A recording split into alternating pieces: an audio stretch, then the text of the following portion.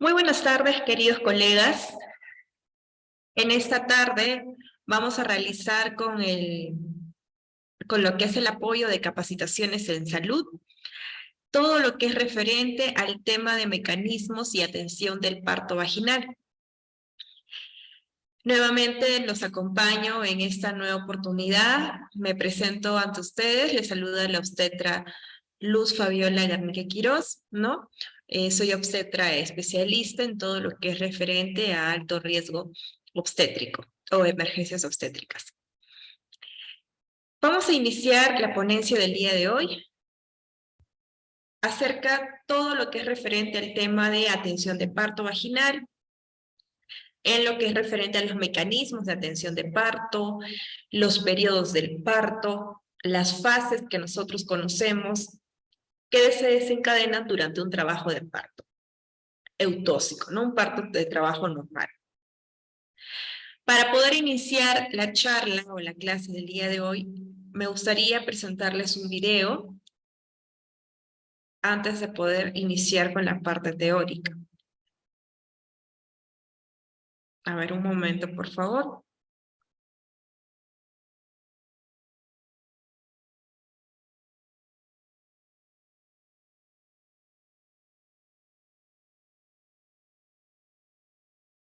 Vamos a ver si puedo compartir el video.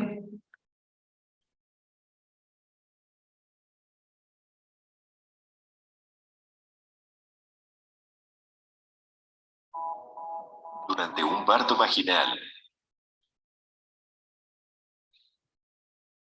Un momento.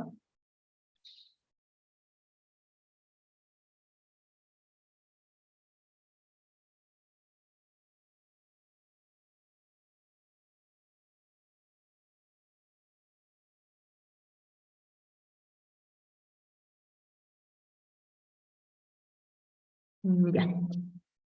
A ver.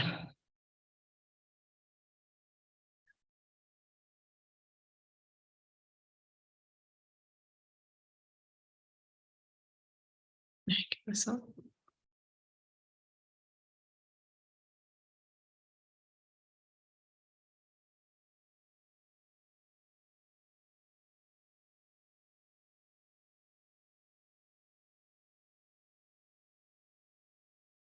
Ya, muy bien.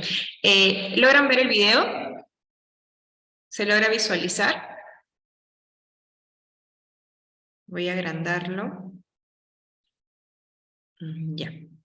Ahora vamos a ver un video, es un video bastante corto, en que consiste en lo que es un resumen acerca de todo lo que es los mecanismos del trabajo de parto, ¿no? De una forma muy resumida, y posterior a ello ya vamos a iniciar con el desarrollo de la clase del día de hoy. Vamos a ver el videíto, por favor. La primera etapa del trabajo de parto dura de 12 a 19 horas y comienza cuando el bebé se mueve hacia la pelvis y se coloca ahí. Como respuesta a esto, el cuello uterino se empieza a abrir o volverse más delgado y dilatar o ensanchar. Durante este proceso, la madre puede comenzar a sentir contracciones fuertes y regulares que ocurren cada 5 a 20 minutos, además de un dolor lumbar y cólicos que no desaparecen. A medida de que el cuello uterino comienza a abrirse, es posible que note un flujo mucoso color marrón o rojizo, el cual puede ser el tapón que se desprende de la abertura del cuello uterino, y esto es un indicador de que el parto está a punto de empezar. Si se revienta el saco amniótico en donde se encuentra el bebé durante el embarazo, un procedimiento al cual también se le conoce como el rompimiento de fuente, también puede comenzar a notar un abundante chorro de agua o un goteo continuo. Si experimenta alguno de estos síntomas, comuníquese inmediatamente con su médico o partera para saber si debe ir al hospital. Al comienzo de la segunda etapa del parto, misma que puede durar de unos minutos a 3 horas, el cuello uterino se dilata por completo hasta los 10 centímetros y para ese momento la cabeza del bebé se habrá movido más allá de la abertura cervical hasta su canal de parto. Durante esta etapa, la mamá sentirá contracciones más fuertes, mismas que le favorecerán al bebé para que pueda ser empujado más fácilmente hacia afuera. En este momento, puede que la madre empuje instintivamente cuando sienta la necesidad, o puede que necesite de la ayuda de su médico, partera o enfermera de trabajo de parto, para que le indique cuándo debe empujar y cuándo descansar. En un parto normal, la cabeza del bebé girará y se posicionará mirando a la espalda de su madre, y durante el trabajo de parto, el útero se dividirá en un segmento activo, que es cuando se contrae el útero para empujar al bebé hacia abajo, permitiéndole pasar más rápido por el canal de parto. Como respuesta a esto, comenzará el segmento pasivo flexible, que hace que el músculo del útero se mantenga relajado y estirándose para darle más espacio al bebé para que pase. En algunos casos, cuando la parte superior de la cabeza del bebé aparece o se asoma, el médico puede hacer un pequeño corte llamado episiotomía para agrandar la abertura vaginal. Seguido de esto, la mamá podrá continuar empujando de manera natural a su bebé hacia afuera. Dado a que la cabeza del bebé atraviesa por el canal de parto que es muy estrecho, esta toma una forma alargada o deforme que es algo completamente natural, ya que con el paso de los días, la cabeza regresará por sí sola a su forma normal cuando los huesos del cráneo regresen a su lugar. Después de que la cabeza del bebé sale por la vulva, esta junto con sus hombros girarán para pasar por el canal de parto. Los hombros del bebé pasan uno después del otro para poder atravesar por la pelvis. Una vez que estos son expulsados, el resto del cuerpo del bebé saldrá fácilmente. Tras el nacimiento del bebé, los médicos procederán a cortar el cordón umbilical, que es el medio por el cual la madre le daba vida a su bebé durante el embarazo, mediante el intercambio de sustancias nutritivas, así como vasos sanguíneos. En la tercera etapa del trabajo de parto, la cual puede durar de 5 a 30 minutos, la madre sentirá unas suaves contracciones que le ayudarán a empujar la placenta fuera del útero. Durante esta etapa, es posible que la madre y su bebé empiecen a crear lazos afectivos mediante el contacto piel con piel y el amamantamiento. Una vez terminada la tercera etapa, la madre podrá disfrutar de ese momento tan especial con su bebé, el milagro de su nacimiento y de convertirse en mamá. ¿Y tú, qué opinas de este extraordinario proceso? Déjanos tu respuesta en los comentarios. Etiqueta a todas las mamis que conozcas. Ya. Uy. Ya. Sí me logran ver, ¿no? Creo que mi computadora estaba fallando. Muy bien, entonces, sí se ha logrado ver el video. Bueno, ya recién acabo de verificar que se ha logrado verlo con normalidad.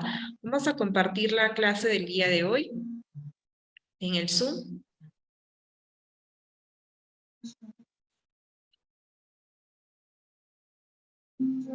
Muy bien.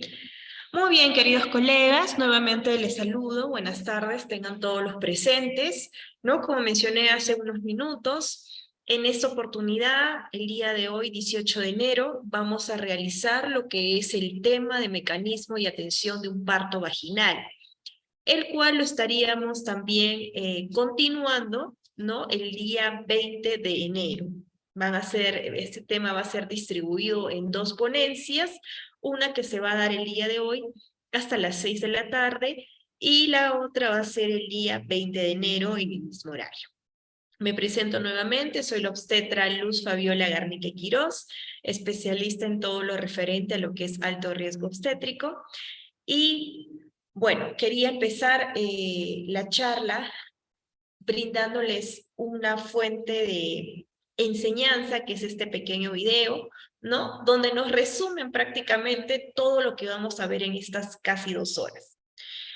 Como la mayoría son colegas, los que están conectados, tal vez son obstetras o cualquier otro profesional de la salud o personal de la salud, ya prácticamente tienen una idea, una base acerca de todo lo que es referente a la atención de un parto vaginal o cuando hablamos de un mecanismo de atención de parto, ¿no? Etcétera.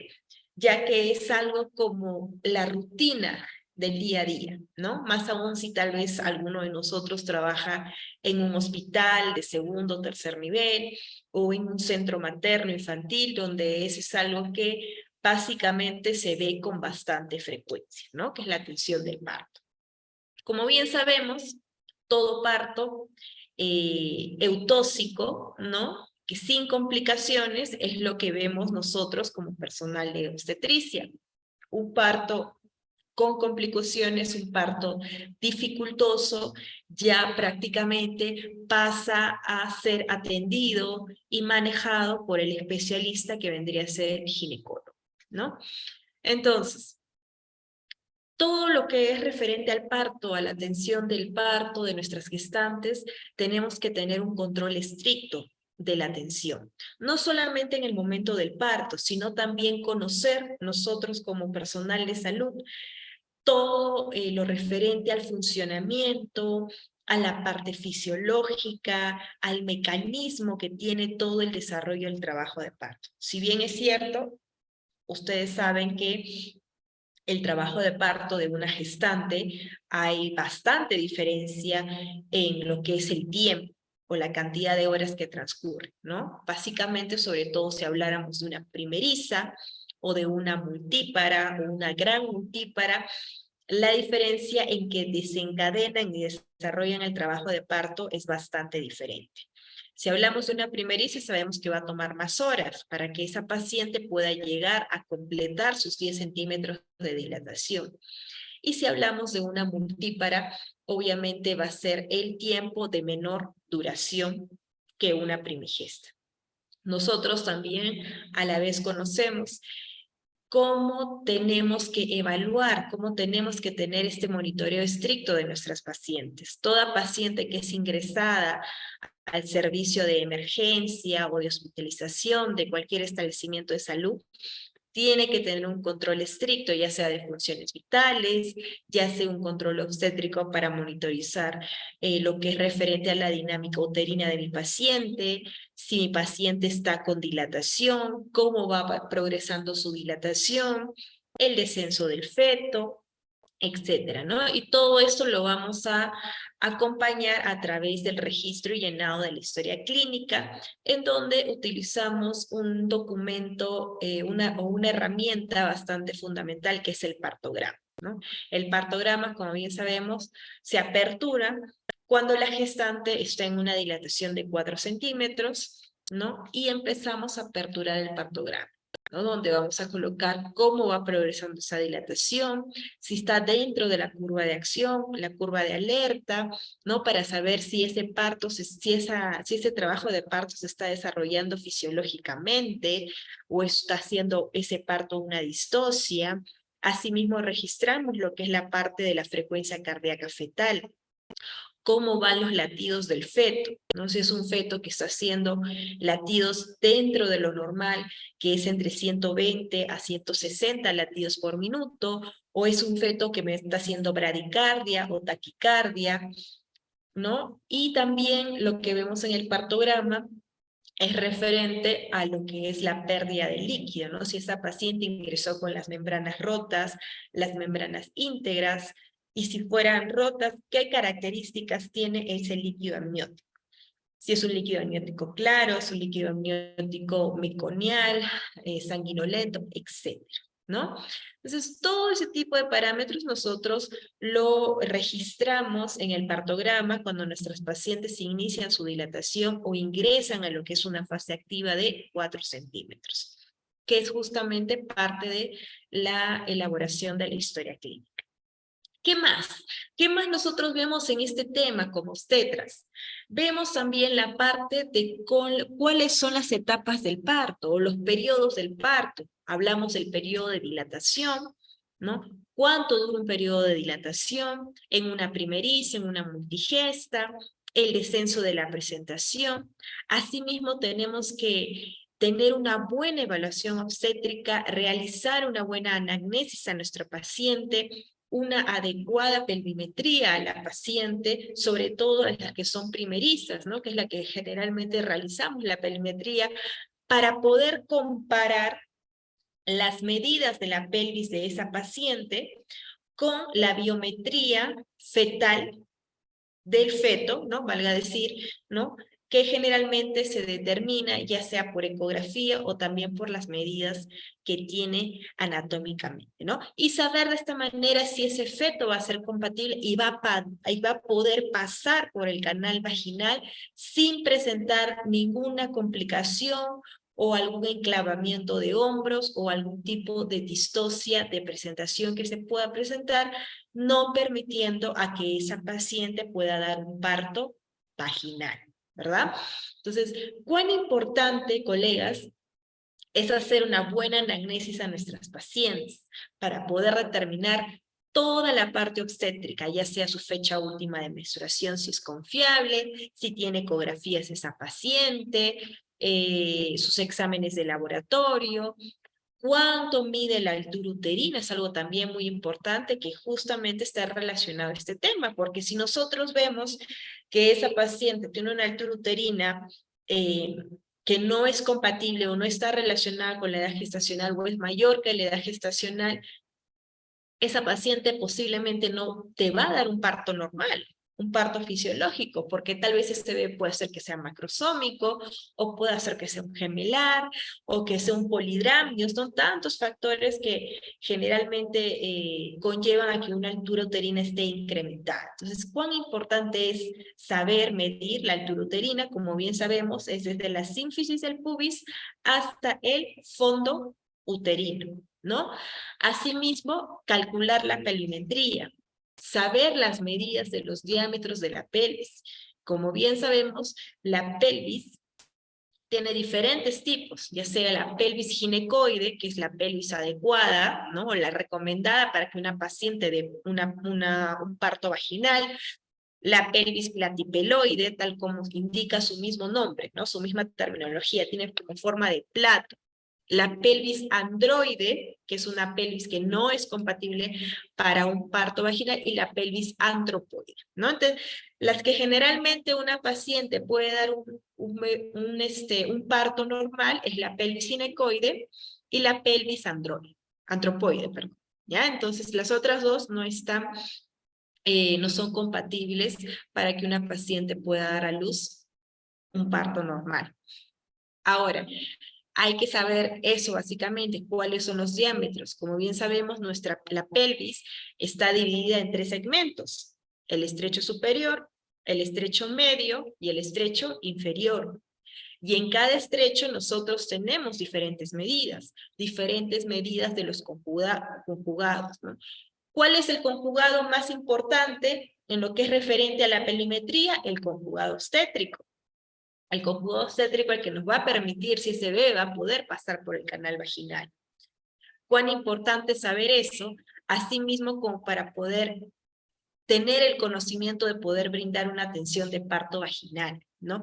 Cómo vamos a recibir al bebé, cómo tienen que estar nuestras manos ubicadas para poder proteger el periné y evitar que esa paciente se desgarre, porque en sí nosotros como personal de obstetricia no realizamos en sí nada en lo que es referente a sacar al bebé, porque el bebé sale solo, colegas, el bebé sale solo, ¿no? El bebé es el que va a rotar, el que se va a acomodar al canal de parto, el que va a flexionar la cabeza para que de esta manera pueda estar en una posición compatible para que pueda salir por el canal vaginal, ¿no? Lo único que nosotros nos tenemos que preocupar es de proteger el periné para evitar desgarros, y una vez que sale la cabeza, sale el hombro anterior, el hombro posterior, poder agarrar al bebé con ambas manos, ¿no? La parte de la cabeza, bajar y nuevamente volver a subir, ¿no?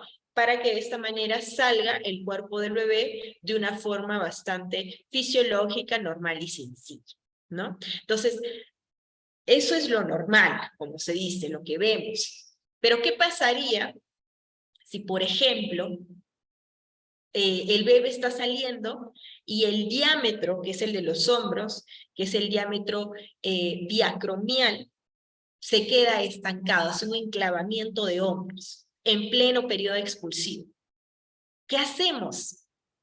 ¿No? ¿Qué hacemos? Rezamos, llamamos al médico, si estamos en un puestito, tal vez en la punta del cerro, ¿no? Donde no tengo ni internet, no tengo nada, ¿qué hago? ¿No? Entonces, ahí está la pericia y la capacidad del profesional de la salud, ¿no? Entonces, en ese tipo de situaciones, bueno, hay ciertas maniobras que se pueden realizar y si no funcionan esas maniobras, lo que generalmente se realiza como última opción, se podría decir, es hacer una fractura de clavícula, ¿no? Pero ¿por qué sucede esto, no? Esa es la pregunta. ¿Se puede evitar a ese tipo de situación? Sí, se puede evitar. ¿Y cómo se evitaría? Teniendo una buena medida. Es decir, sabiendo las medidas de la pelvis, haciendo una buena pelimetría y también sabiendo las medidas del feto. Y de esta manera yo puedo descartar que ese bebé, o puedo prevenir que ese bebé pueda tener un enclavamiento de hombros, porque si obviamente la medida del diámetro, de lo que es del diámetro biacromial, va a ser mayor por donde va a salir el bebé, obviamente ese bebé se me va a atracar. Es lógico, es lo más coherente. Y ya, al menos yo ya sabiendo eso, esa paciente no voy a esperar que llegue hasta las 40 semanas o que llegue a término, que empiece su trabajo de parto para ir recién a hacer algo. Entonces, no, eso no sería lo recomendable, ¿no? Lo recomendable sería que si yo ya sé que esa medida no es compatible y que ese bebé no va a pasar, entonces comunicar al ginecólogo, ¿no? Al especialista para que de esa manera esa paciente posiblemente termine en una cesárea electiva. ¿Ya? Entonces, cuán importante, colegas, es hacer este tipo de evaluación al momento de tener a nuestra paciente hospitalizada. Muy aparte de saber los factores de riesgo de los pacientes. Como bien saben, todos los embarazos son de alto riesgo obstétrico. Todos los embarazos. Porque nunca sabes en qué momento se puede complicar, ¿no? Siempre tener presente si son pacientes primerizas, multigestas, si son pacientes que presenten algún trastorno hipertensivo del embarazo, pacientes que tengan diabetes, ¿no? Pacientes que sean tal vez de talla baja, que puedan presentar estrechez pélvica, etcétera. Diferentes factores. Entonces, por eso es bueno hacer una adecuada anamnesis, ¿no? Una adecuada anamnesis. ¿Qué más vemos en este tema? Aparte de lo que estamos mencionando, de lo que tenemos que evaluar en nuestra paciente, vemos una vez que sale el bebé, que sale el feto, ¿no? Vamos a ver la diferencia de cuánto nosotros decimos que es normal en el periodo expulsivo, cuánto decimos que no es normal, lo vamos a ver en el transcurso de la clase de esta tarde. Una vez que sale el bebé, ¿cuál es el nacimiento ahora? El nacimiento de la placenta, ¿no? Primero es el nacimiento del feto y luego es el nacimiento de la placenta. Y este periodo, ¿cómo se llama? Periodo de alumbramiento. Entonces, nosotros para prevenir una posible hemorragia postparto colocamos la oxitocina en vía intramuscular, ¿no? Colocamos una ampolla o 10 unidades internacionales de oxitocina vía intramuscular o en la piernita de la paciente para que pueda realizar o para que pueda salir o hacer lo que es el nacimiento de la placenta, ¿no? Y una vez que nace la placenta, que verificamos que la placenta esté completa, sus anexos, las membranas, ¿no? Tanto el lápiz como el corio esté completo, ¿no? Se revisa si en caso hay algún tipo de cotiledón o algo dentro, ¿no? Se puede hacer una revisión de cavidad, también como para cerciorarte tal vez de que todo esté bien y que todo ha salido normal.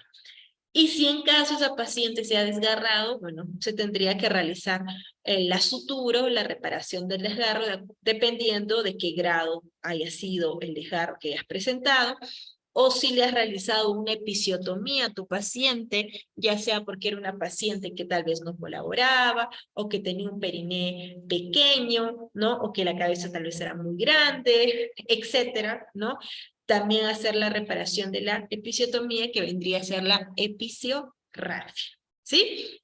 Entonces, todo ese tipo de parámetros, todo ese tipo de actividades, nosotros lo realizamos en el día a día en una atención de parto normal, ¿no? Y lo que siempre da más temor, creo yo, bueno, no sé si a ustedes, pero a mí particularmente, lo que siempre tengo un mayor temor, ¿no? O mayor cautela es en el nacimiento de la placenta, en lo que es el alumbramiento, ¿no? Porque una vez que sale el bebé, es como que es bastante difícil que el bebé no salga, ¿no? Siempre casi sale normal. Pero la placenta a veces suele, en el alumbramiento es donde se ven generalmente las complicaciones, ¿no? Que en este caso son las hemorragias. Que a veces la placenta hay retención placentaria, o hay retención de restos placentarios, ¿no? Ya sea porque tal vez es una placenta creta, ¿no? O un acretismo placentario, ¿no? Que generalmente no se diagnosticó, tal vez por ecografía. Entonces, tantas cosas pueden suceder, o el útero no se me contrae, ¿no? Está totalmente relajado, esa paciente me está haciendo una atonía uterina, y ahí es donde generalmente pueden ocurrir las muertes maternas, si es que no se hace un buen manejo, ¿no? Para poder controlar y contrarrestar esa hemorragia y toda esa pérdida sanguínea que puede estar teniendo nuestras pacientes, ¿no? Por eso hay que estar bien informados, colegas, hay que leer bastante, cada día hay que estar actualizados con los protocolos, con las guías clínicas, las normativas, etcétera. Hay tanto material bibliográfico en internet en realidad que es bastante en realidad, en tantas fuentes bibliográficas donde nosotros podemos el día a día estar actualizándonos. Porque como bien saben, lo que es salud, no es que ya estudié la carrera de salud y ya estoy trabajando y ahí terminé, y ya por qué voy a leer más, por qué me voy a actualizar más si ya estudié lo que tenía que estudiar. No, estamos muy equivocados si tenemos esa mentalidad, porque en lo que es salud, en lo que es medicina, cada cierto tiempo hay actualizaciones, ¿no? Sin ir muy lejos. Anteriormente se decía lo que es, por ejemplo, RCIU, restricción de crecimiento intrauterino, ¿no? Entonces ahora generalmente se maneja como restricción de crecimiento uterino.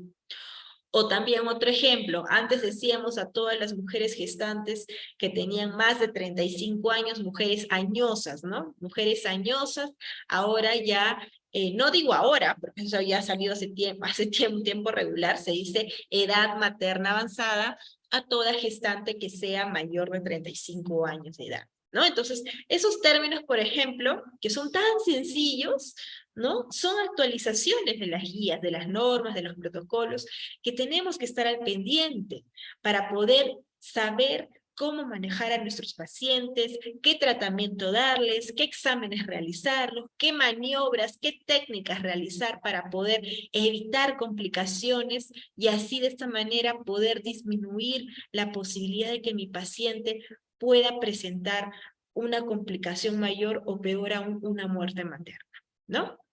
Muy bien.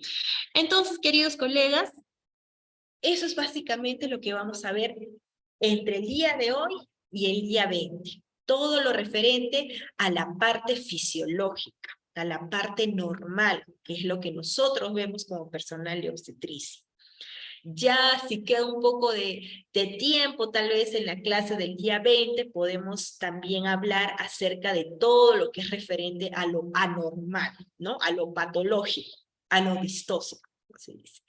Ya vamos a ver dependiendo cómo vayamos desarrollando las clases entre hoy y la del día 20 de enero. Entonces, vamos a ver en este tema, perdón, todos estos ítems, como estamos mencionando aquí en nuestra primera diapositiva.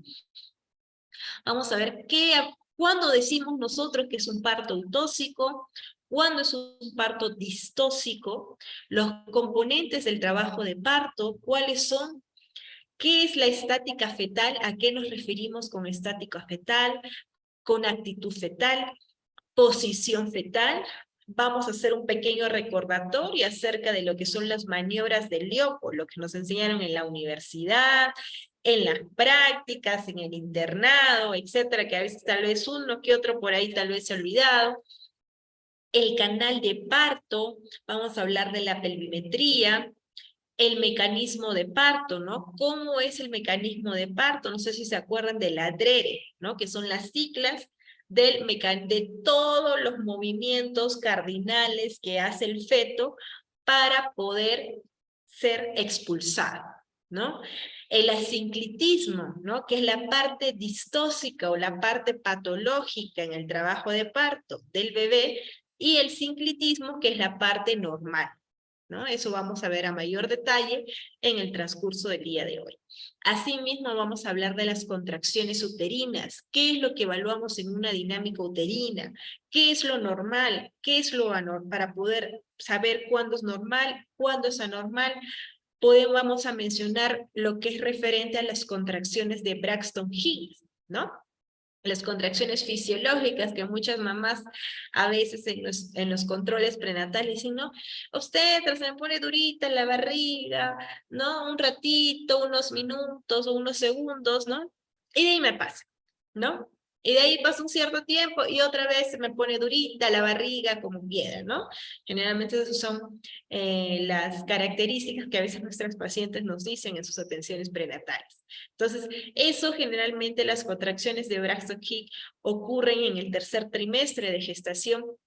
Son contracciones fisiológicas donde no es un verdadero trabajo de parto, ¿no? Porque es cuando vamos a decir que es un falso trabajo de parto, cuando decimos que es un verdadero trabajo de parto, también lo vamos a ver. La triple gradiente descendiente, ¿no? El famoso Friedman, la curva de Friedman, que nos habla acerca de la fase latente, la fase activa, la fase de desaceleración, la fase de aceleración, etc. Y por último, también vamos a mencionar lo que es referente a los periodos del trabajo de parto, ¿no? El periodo de dilatación, el periodo expulsivo y el periodo del alumbramiento. Entonces, nosotros, como vemos acá, el mecanismo de atención de parto vaginal, vamos a diferenciar cuando decimos que es un parto eutóxico y cuando es un parto distóxico. Eutóxico es todo proceso normal, todo proceso fisiológico que progresa su camino sin ninguna complicación obstétrica, ¿no? Como vemos acá, esta figurita o esta imagen, acá, por ejemplo, nos estamos viendo lo que es un feto. Esta es la parte del sacro, la sínfisis púbica, anatómicamente nos ubicamos, y cómo es el desarrollo o el progreso del feto, que es normal, ¿no? Lo que hace el feto, los movimientos cardinales que hace para poder expulsar o nacer, ¿no? Durante el periodo expulsivo. Eso es lo fisiológico. Y lo distóxico es todo lo contrario. Es todo parto o toda progresión de trabajo de parto que se presenta de manera anormal, con complicaciones, ¿no? Por ejemplo, en cuando decimos que es un parto distóxico, un parto con complicaciones, un parto patológico, cuando, por ejemplo, vemos las presentaciones pelvianas, ¿no? La presentación, por ejemplo, de nalgas completa, incompleta, franca, una presentación transversa, una situación transversa. El que usted ve es una presentación distóxica, una distosia de presentación, ¿no? O aquí, como estamos viendo acá, una presentación de cara, ¿no? Una presentación de frente. Son distocias de presentación que justamente están dentro de este tipo de clasificación. Entonces, como bien saben, el parto distóxico, hay distocias de presentación, hay distocias de lo que es la parte de la dinámica uterina, de la contracción uterina, ¿no? Que eso ya, como les vuelvo a repetir, si en caso nos da el tiempo, el día 20, podemos mencionar un poco de lo que es todo lo referente al parto patológico, al parto complicado, ¿no? El día de hoy solamente vamos a mencionar todo lo que es lo normal, lo fisiológico en un trabajo de parto y en una atención de parto. Muy bien. Entonces, ¿cómo nosotros, como personal de salud, vamos a identificar si esa paciente que me ingresa por hospitalización, que me ingresa por tópico de emergencia, en mi turno, en mi guardia, es una paciente que está verdaderamente en trabajo de parto, ¿no? Y digo verdaderamente porque, como les mencioné hace un momento, está el falso trabajo de parto, ¿no? El falso trabajo de parto es cuando la paciente refiere contracciones uterinas, entre comillas, ¿no? Porque dice, me pone durita la barriga y tú la ves y sí, parece que sí le duele o que sí le molesta, pero de ahí de un momento a otro le pasa, ¿no? O está con contracciones está con contracciones seguidas o que tienen una duración de un tiempo regular y tú te impresionas porque dices, "Bueno, capaz sí está en trabajo de parto, ¿no? Pero ¿cuál es la diferencia de un falso trabajo de parto, colegas, con un verdadero trabajo de parto? Un verdadero trabajo de parto es cuando va de la mano y va y trabaja de forma coherente o de forma similar lo que es la dinámica uterina y las modificaciones cervicales. ¿Qué quiere decir? Que mi gestante está con dinámica, está con contracciones, por lo menos 3 contracciones uterinas en 10 minutos, con una intensidad de 1 o 2 cruces, una duración de 30 segundos, ¿no? Y a la vez yo le realizo un tacto vaginal y veo que hay cambios cervicales. ¿Qué cambios cervicales encuentro? Que ese cuello uterino esté dilatado, esté borrado, incorporado, ¿no? Centralizado, ¿no? Entonces, esos son cambios cervicales. Y cuando existan cambios cervicales y haya dinámica uterina, estas dos cosas de forma a la par, entonces esa paciente sí está en un verdadero trabajo de parto. ¿Y cuando no lo está? ¿Cuándo es un falso trabajo de parto? Cuando la paciente refiere, o tú también evalúas o examinas, que sí está con contracciones, pero son contracciones falsas, y cuando le haces tacto no hay ningún cambio cervical. No hay dilatación, no hay incorporación, no hay borramiento, no hay ningún cambio. Al contrario, el cuello está posterior, ¿no? Grueso, cerrado, entonces es un cuello inmaduro. Entonces, ahí prácticamente esa paciente no está en un verdadero trabajo de parto. Al contrario, es un falso trabajo de parto, ¿ya? Entonces, eso hay que saber diferenciar para nosotros como profesionales de la salud, poder identificar y saber cuándo verdaderamente sí está en trabajo de parto y si lo está, hospitalizar a esa paciente obviamente y cuándo no lo está para poder tener un seguimiento o un monitoreo con ella y cuando ya y verdaderamente llegue su momento poder atenderla y hospitalizarla, ¿no? Como corresponde. Entonces, la intensidad de la contracción en el periodo expulsivo, ¿no? Cuando van a nacer el bebé, puede llegar hasta tener una intensidad de 60 milímetros de mercurio. La contracción por sí sola es suficiente para provocar el parto, ¿sí? Como bien saben, cuando una paciente cuando empieza su trabajo de parto, sus contracciones uterinas desde un inicio me refiero en una fase latente, cuando recién está empezando, no va a ser 3 contracciones o 4 contracciones en 10 minutos.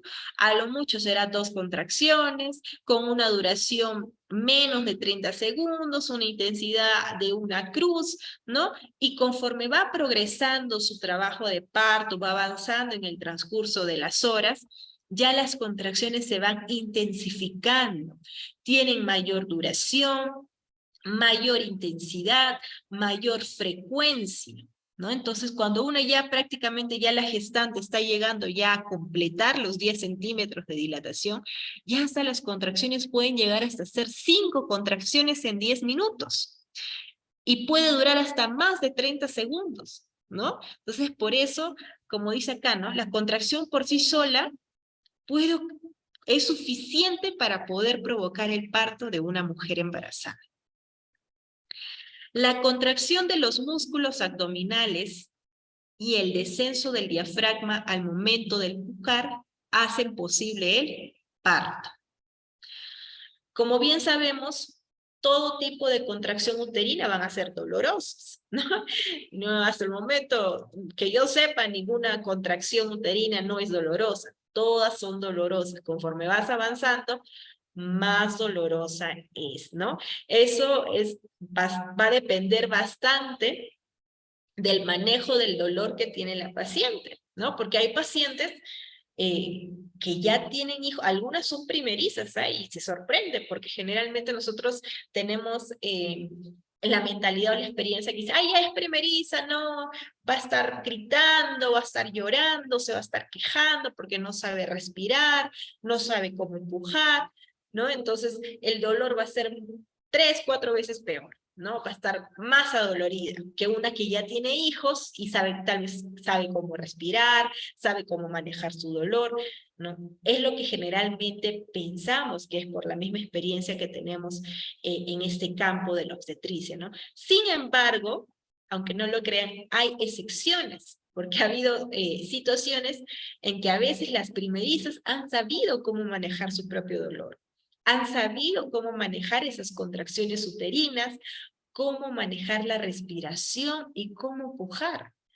Y oh sorpresa, algunas mujeres que ya han tenido ya 3, 4 hijos, no han sabido cómo hacerlo. Más era lo que se desesperaban, lo que gritaban, lo que no colaboraban, que lo que tenían que respirar y poder manejar su dolor en ese momento, ¿no? Entonces, no siempre, como dicen, las cosas son como creemos que son, ¿no? A veces nos podemos llevar ciertas sorpresas con cierto tipo de secciones en nuestros pacientes, ¿no? Entonces, las contracciones uterinas, ¿de qué vienen acompañadas? Vienen de la rotura de membranas, la expulsión del tapón mucoso o el borramiento del cuello uterino, ¿no? La expulsión del tapón mucoso, como bien sabemos, son signos de que esa paciente ya está en pródromos de trabajo de parto, o que ya en cualquier momento va a iniciar su trabajo de parto. Recuerden que cuando una paciente está en pródromos, no necesariamente va a dar a luz ese día, o esa hora, o a las 2 horas.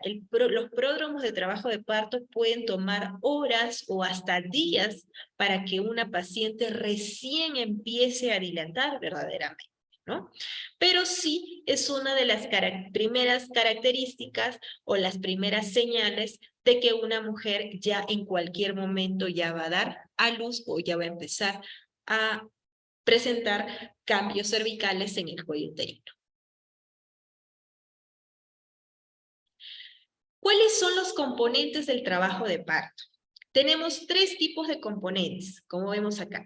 El canal de parto, que es el continente, que es por donde va a pasar el feto. La estática fetal, que es el contenido, que en este caso estaríamos hablando del feto, del producto, y el motor del parto, que es lo que le va a mantener activo, lo que va a progresar de inicio a fin, que es la dinámica uterina, ¿sí? Las contracciones uterinas. Es lo que va a ser el motor y el sustento de todo trabajo de parto.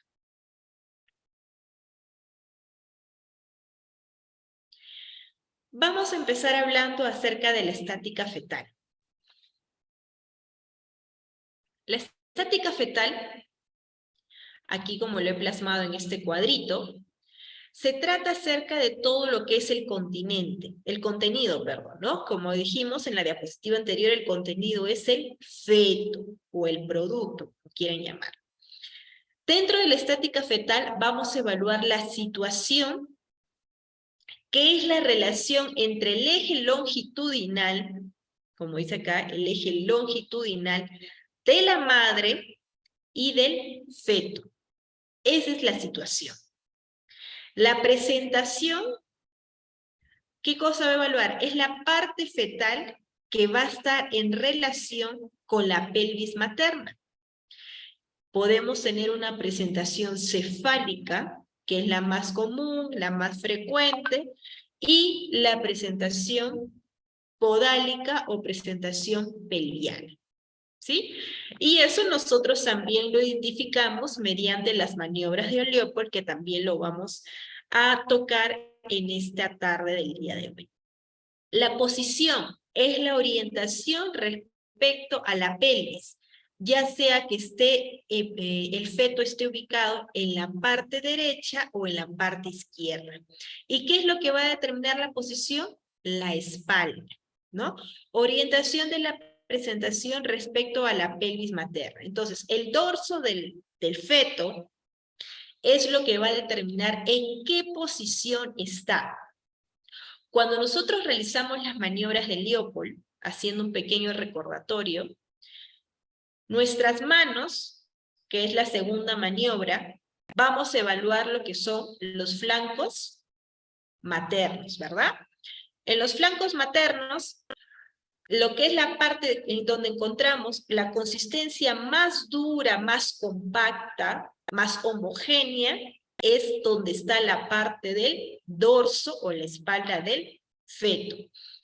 Y en la otra parte, en donde vemos de que son estructuras pequeñas, estructuras irregulares, ¿no? Que fácil no es una estructura compacta o homogénea, son donde se encuentran las extremidades. Estamos hablando de las piernas y los pies, ¿no? Del feto. Entonces, de esta manera, en eso nosotros evaluamos con la segunda maniobra de Leopold.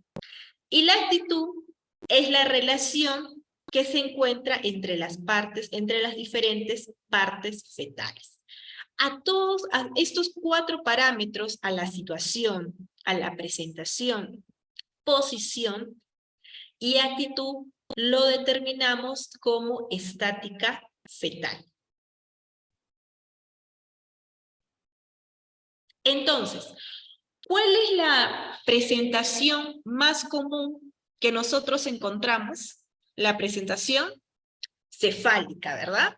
Es la más común, la más frecuente, la más conocida. Y el segundo tipo de presentación es la presentación pelviana o la presentación podálica. En esta imagen que vemos en la parte izquierda de nuestra diapositiva, encontramos una presentación cefálica, ¿no? Diferentes en la actitud del cuerpo fetal en presentaciones. Por ejemplo, la presentación A, que es esta primera imagen, es una presentación de vértice u occipital, que es la más conocida, la presentación fisiológica, la presentación normal para que ese feto pueda nacer por un parto vaginal sin riesgo. ¿Por qué? Porque esta es la presentación más conocida, en donde la cabeza del feto está flexionada, ¿no? Hacia el tórax, prácticamente está uniendo el mentón juntamente al tórax. Los brazos están cruzados y la parte de las piernas están flexionadas también, cruzadas, pegándolas hacia el tórax o hacia el abdomen del feto. Esa es la posición que adopta el feto para poder pasar por el canal de parto y que sea un parto eutóxico, un parto normal. Sin embargo, en estas otras 3 figuras que tenemos acá, en estas 3 figuras no ocurre lo mismo. ¿Por qué? Porque en la figura B tenemos una presentación sincipital. ¿Qué es una presentación sincipital? En donde básicamente el feto no está flexionando la cabeza o el mentón hacia el tórax, ¿no? En todo momento la cabeza la mantiene aún extendida.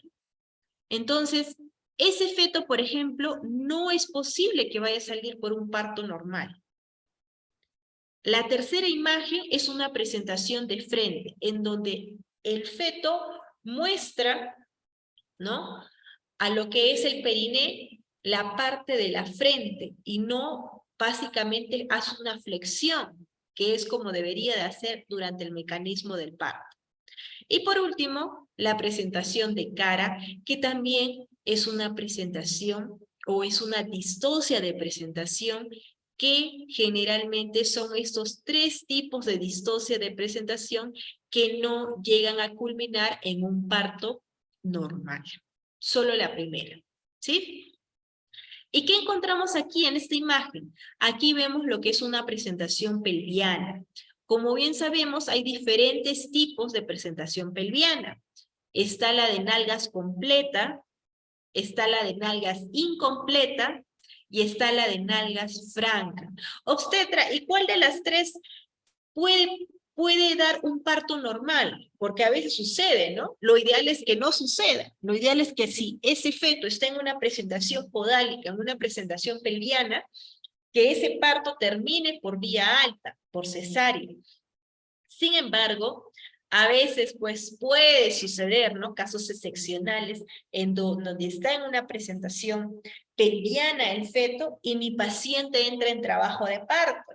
Y ya cuando le evalúo ya está en 7, 8 ya para dar a luz prácticamente, ¿qué hago? Entonces, la que generalmente podría pasar, porque hay una maniobra, que es la maniobra de Marceau, ¿sí? Que realizamos para lo que es los mecanismos de parto para una presentación pelviana y que sería la de nalgas completas. Esta presentación, este tipo de presentación, sí podría dar un parto vaginal realizando la maniobra de Marceau para poder realizar este tipo de atención. Pero ojo, no es lo recomendable.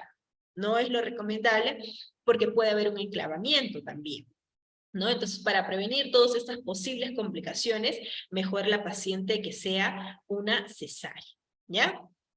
Muy bien. ¿Qué hablamos acerca de lo que es la actitud fetal? ¿A qué me refiero yo con actitud fetal? En el tercer trimestre del embarazo, el feto adopta una postura como una actitud, que es justamente la que estábamos viendo acá, ¿no? Poco a poco el feto va a ir rotando a este tipo de posición, este tipo de postura. El feto forma un aspecto de masa que se relaciona con la cavidad uterina. ¿Qué quiere decir? Que cuando el feto se acomoda, ¿no?, dentro de la cavidad uterina, siempre la parte más grande, la parte más voluminosa, va al fondo uterino, ¿no?, que es donde tiene más espacio. Y la parte más pequeña es la que va en la parte por encima de la sínfisis del pubis, ¿no?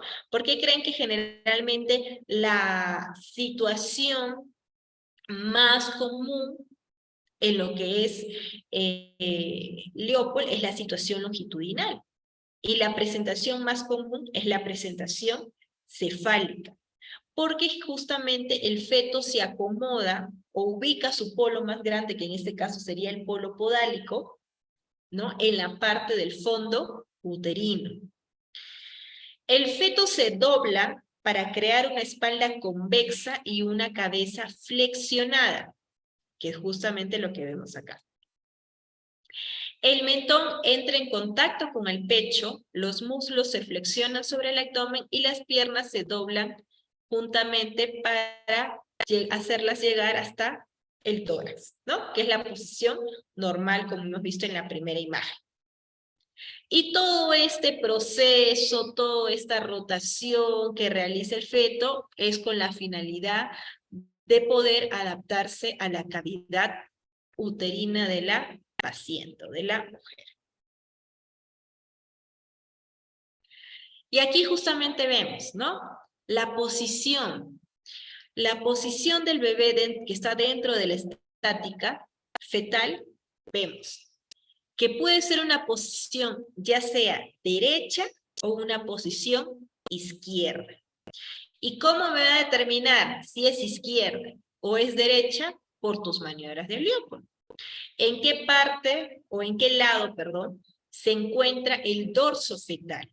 Donde se encuentra el dorso fetal, que va a ser tu punto de guía o tu punto de origen, es esa la posición del feto. ¿Cuál es la posición más común? ¿Cuál es la posición más común del feto? A ver, para los participantes que están en línea. ¿Cuál es la posición más común, más frecuente que nosotros encontramos en las pacientes, ya sea en sus controles prenatales o cuando ingresan, cuando están en trabajo de parto? ¿Cuál es la posición más común? A ver, ¿quién quiere participar? Occipito ilíaca izquierda anterior. Ya, esa es la variedad de presentación, la occipito ilíaca izquierda anterior. Sí, está muy bien también, pero lo que me refería con la pregunta, la posición más común es la izquierda, la del lado izquierdo, ¿verdad? Izquierda. Cuando nosotros hacemos nuestras maniobras de Leopold, generalmente hay una mayor incidencia de casos que el feto esté para el lado izquierdo que para el lado derecho. Asimismo, ¿cuál es la situación más común? La situación longitudinal es la más frecuente, es la más común. Y la presentación también más común es la presentación cefálica. ¿Cuántos tipos de presentación hay? ¿Hay 2 tipos de presentación o 3 tipos de presentación? ¿Ustedes qué dicen? A ver, 2 o 3. Ya hemos mencionado una que es la cefálica, que es la más común, la más frecuente, la que más vemos en nuestros trabajos, en nuestras pacientes, etc. Ya. Aparte de la cefálica, ¿hay una presentación más o hay 2 presentaciones más? ¿Hay 2 más?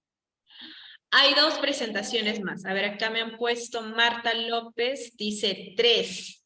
Ya, pero no me dice cuáles. ¿Cuáles son esas 3, Marta?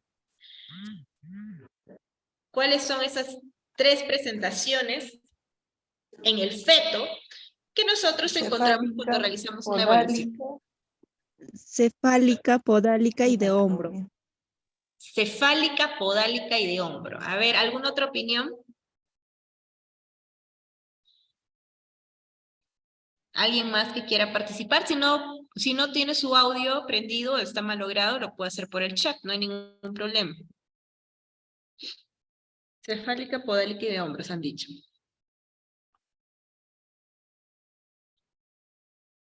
A ver, creo que han escrito. Son 2, cefálica y podálica, dice Angie Méndez. Ya.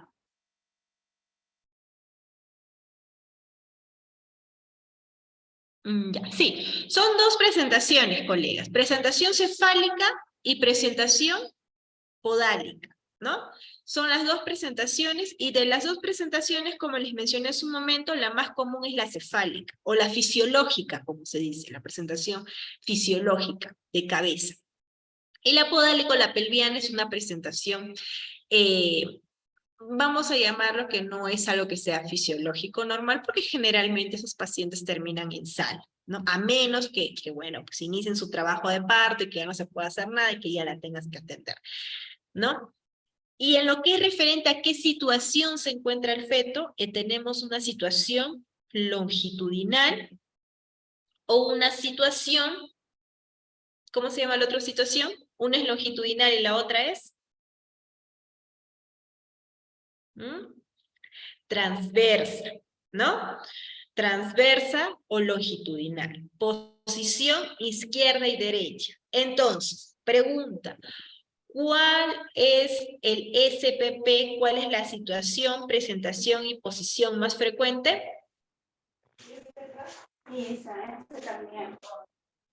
¿Cuál es? ¿Cuál es el SPP más frecuente? ¿Qué es SPP? Situación, presentación, posición. SPP. ¿Cuál es el SPP más frecuente? De lo que estamos hablando ahorita, justamente. Ahora vamos a ver en el chat, creo que han escrito.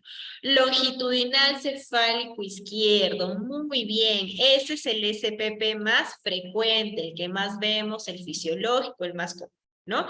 Y también está el SPP, que es el longitudinal cefálico derecho, ¿no? Pero el más común es... Colega, una pregunta, ¿por qué siempre es más frecuente a la izquierda?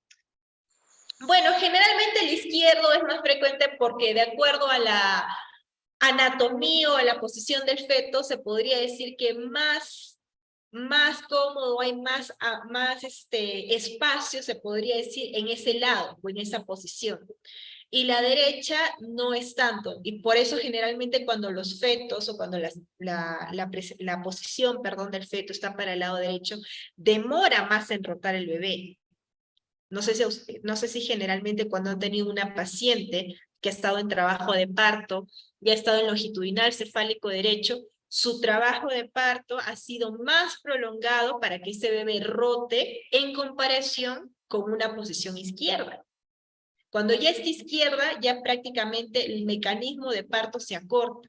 Y eso justamente lo vamos a ver con mayor detalle más adelante. En cambio, cuando es derecho, el bebé tiene que hacer una rotación prácticamente de más de 90 grados para poder acomodarse al estrecho superior y para poder continuar con los mecanismos de parto y al final poder nacer, ¿no?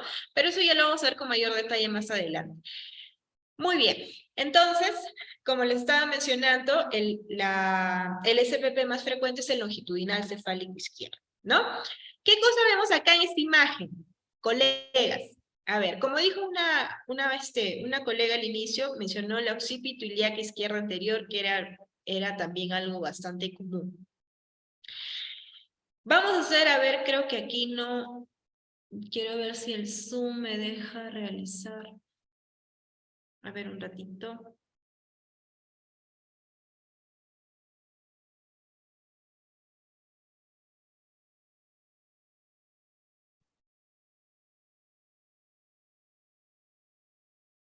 Sí, ya. Sí me permite. Ya, muy bien. Vamos a ver, a hacer como unos ejemplos en lo que es referente a la posición, a la estática fetal, que justamente es lo que estamos viendo en este momento. Por ejemplo, esta es la parte de la pelvis de la paciente, la pelvis de la mujer, ¿ya? Nosotros acá, esta parte de acá, es ¿qué cosa es? ¿Cómo se llama esto?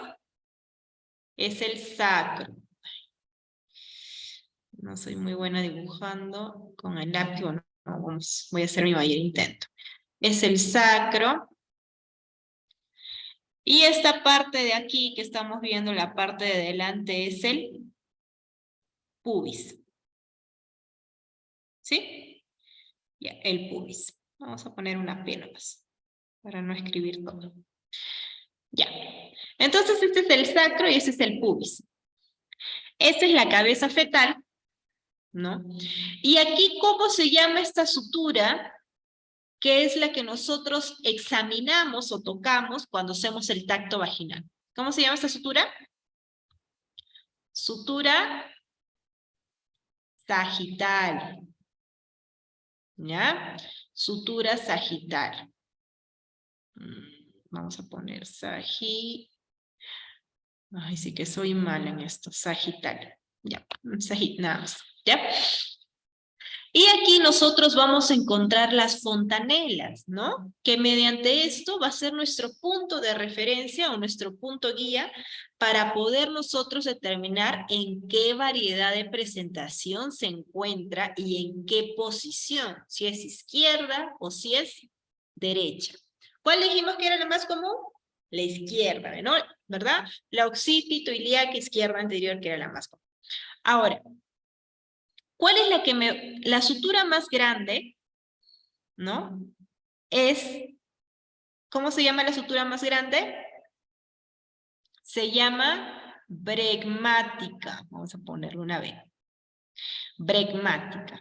Y esta que es la más pequeñita se llama occipucio. ¿Y cuál de las dos es la que me va a determinar a mí como examinador poder saber en qué variedad de presentación se encuentra este feto? ¿La bregmática o la del occipucio? ¿Cuál de las dos es la que me va a determinar? La del occipucio. Así es, Angie. Muy bien. Esa es la que a mí me va a determinar en qué variedad de presentación está ese bebé. Entonces, esta parte de acá, vamos a ver qué es la parte. ¿Qué parte es? ¿Izquierda o derecha? Esta es la parte derecha. Estamos ubicándonos en la posición de la mamá, ojo, no nos estamos ubicando en nuestra posición como ahorita nosotros estamos sentadas, ¿ya? Esta es la parte derecha, esta es la parte izquierda, ¿ya? Este es el flanco derecho, este es el flanco izquierdo, este es el hueso ilíaco derecho, el hueso ilíaco izquierdo, por anatomía. Entonces, si esta sutura, que es mi punto de referencia, ¿para qué lado está? ¿Para mi lado derecho o para mi lado izquierdo? Dijimos que este es el derecho y este es el izquierdo.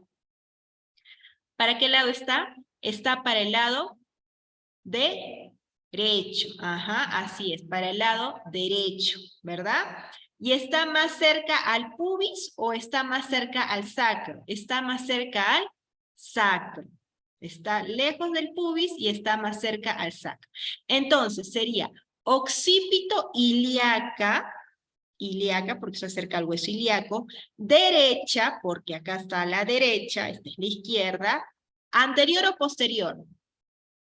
Anterior o posterior. Anterior es si estuviera cerca a la sínfisis del pubis y posterior si está cerca a lo que es el sacro.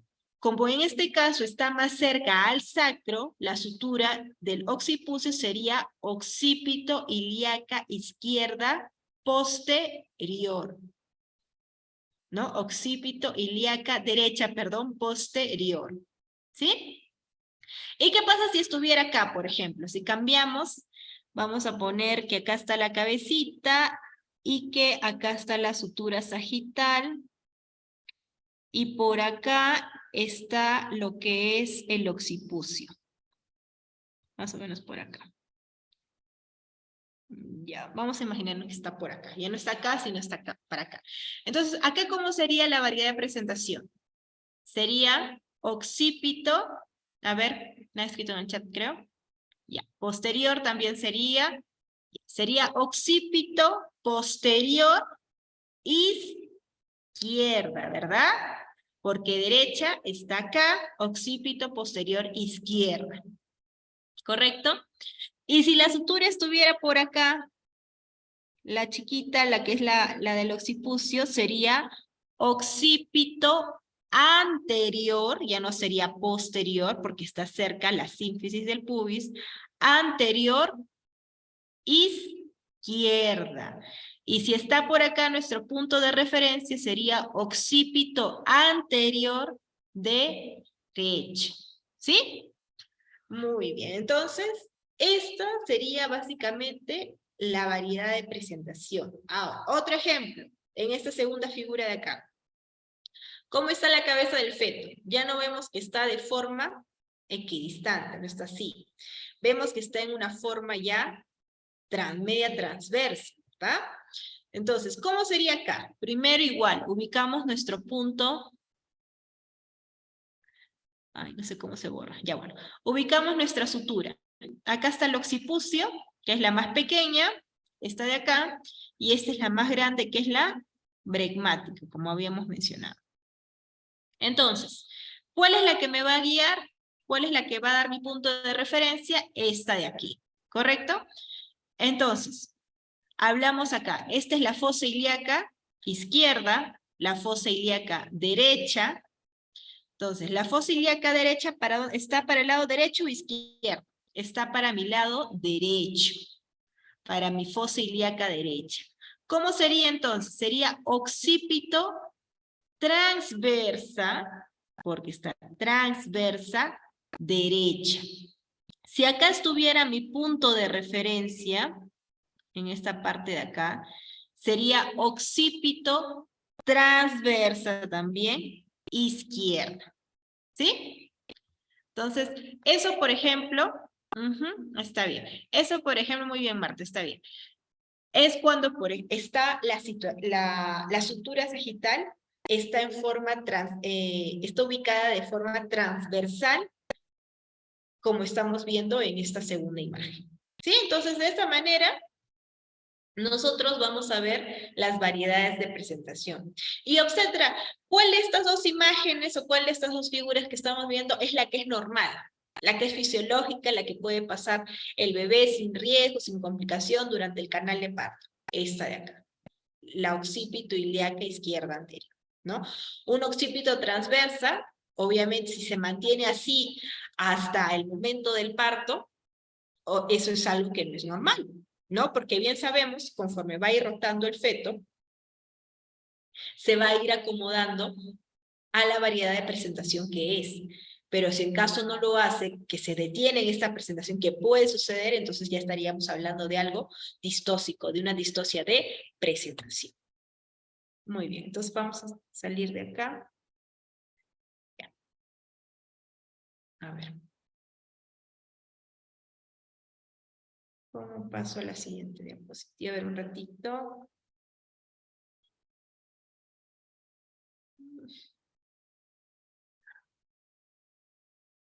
Ay,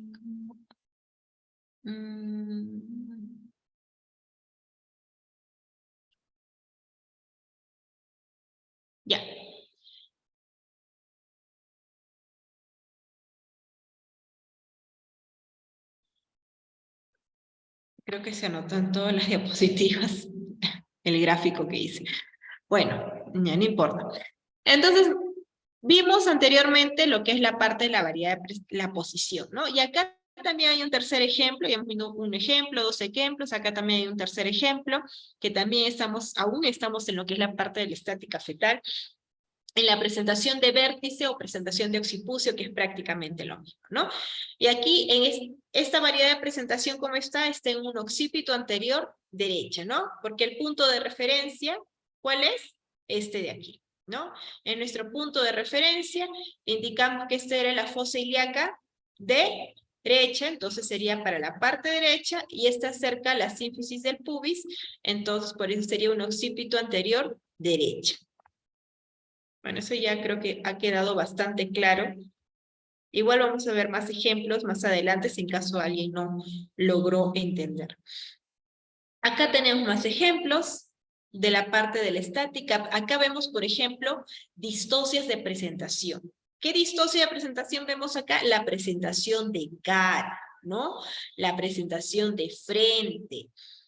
Entonces, acá, por ejemplo, en la presentación de cara vemos presentaciones de mentón, como estamos viendo aquí en esta imagen. ¿Cómo sería en este caso aquí la variedad de presentación o la posición? Nos ubicamos nuevamente. Esta parte de acá es el pubis, el pubis, el pubis. Acá en la parte posterior o en la parte de atrás está el sacro, ¿no? Todo esto es la pelvis. La fosa ilíaca derecha, la fosa ilíaca izquierda, perdón, derecha, izquierda, derecha, izquierda, derecha, izquierda. Los flancos, y acá vemos para dónde está lo que es la parte de la sutura. ¿Para dónde está presentando? Acá estamos viendo que está más cerca al sacro, perdón, al pubis o al sacro. Esta posición, por ejemplo, está, primero hay que determinar en qué posición está para no confundirnos. ¿Está para el lado izquierdo o está para el lado derecho? ¿Para qué lado está? Este de acá está para el lado izquierdo, ¿sí? Y este de acá, ¿para qué lado está? Para el lado derecho. Izquierdo y derecho. Anterior izquierda, anterior derecha. Posterior, izquierda derecha. Posterior derecha. ¿Sí? Mento posterior derecha. Mento anterior derecha. Mento anterior izquierda. ¿Ya? Entonces, estos son, por ejemplo, distocias de presentación de cara. ¿Ya? Que también está dentro justamente de lo que estamos viendo, que es la estática fetal. Entonces, acá, por ejemplo, vemos una estática transversa, donde, ¿cuál va a ser el punto de referencia? El hombro, ¿verdad? Cuando nosotros hacemos el tacto vaginal, va a ser muy sencillo o muy fácil, vamos a ponerlo así, en poder identificar qué polo se está presentando al momento de hacer el tacto vaginal. Porque si nosotros hacemos un tacto, que lo más común, como dijimos, es la cabeza, el polo cefálico, la consistencia es dura, ¿no? Hay cabello también de por medio, obviamente sabemos diferenciar y decimos, esta es una cabeza, ¿cierto? Cuando es una presentación pelviana, una presentación podálica, no va a ser una consistencia dura, va a ser una consistencia blanda. Y cuando nosotros evaluamos, hacemos un tacto vaginal y vemos que no es dura ni blanda, sino es, básicamente se determina que es como la forma de un hombro, ¿no? Decimos que ese bebé está en una situación transversa, ¿no? Entonces, en esa parte yo creo que eso es algo muy sencillo de poder identificar cuando hacemos un tacto vaginal a nuestras pacientes, ¿no? Acá, por ejemplo, vemos el hombro del feto, que está en la parte derecha de la madre, ¿no?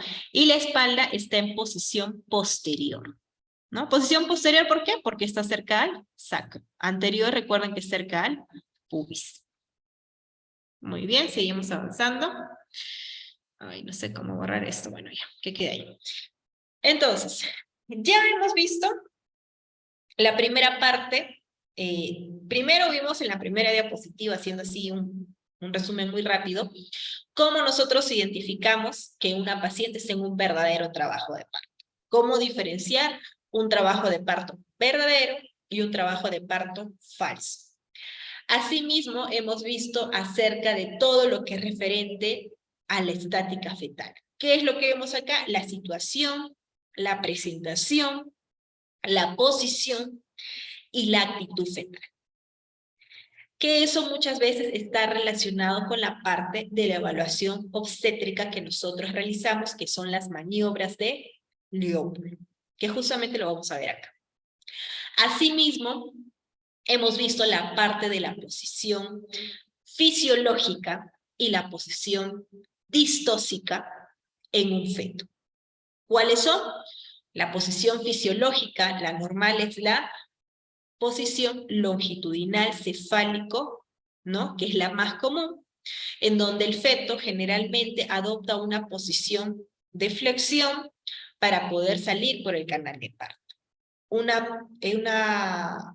Una acomodación diferente o una actitud, vamos a ponerlo así, diferente es cuando el feto o la cabeza básicamente no es flexionada, sino al contrario, se mantiene extendida o súper extendida, ¿no? En que obviamente eso no va a ser compatible con los diámetros de la pelvis y no va a poder salir por un parto vaginal. Hemos visto asimismo las variedades de presentación, cuál es la variedad de presentación más común, cuál es básicamente el punto de referencia, que en este caso sería el occipucio, ¿no?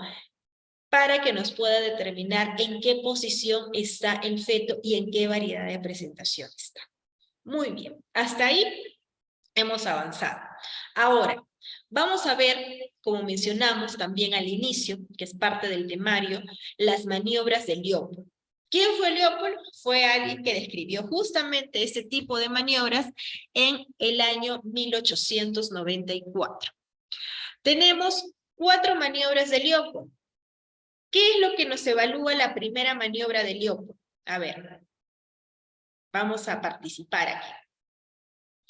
Yo voy a ver, no voy a hablar un rato, yo voy a estar en silencio y ustedes van a participar. ¿Qué evaluamos en la primera maniobra de Leopold? Como vuelvo a repetir, los que no les funciona el audio pueden escribirlo por el chat, igual los leemos. ¿Qué evaluamos en la primera maniobra de Leopold?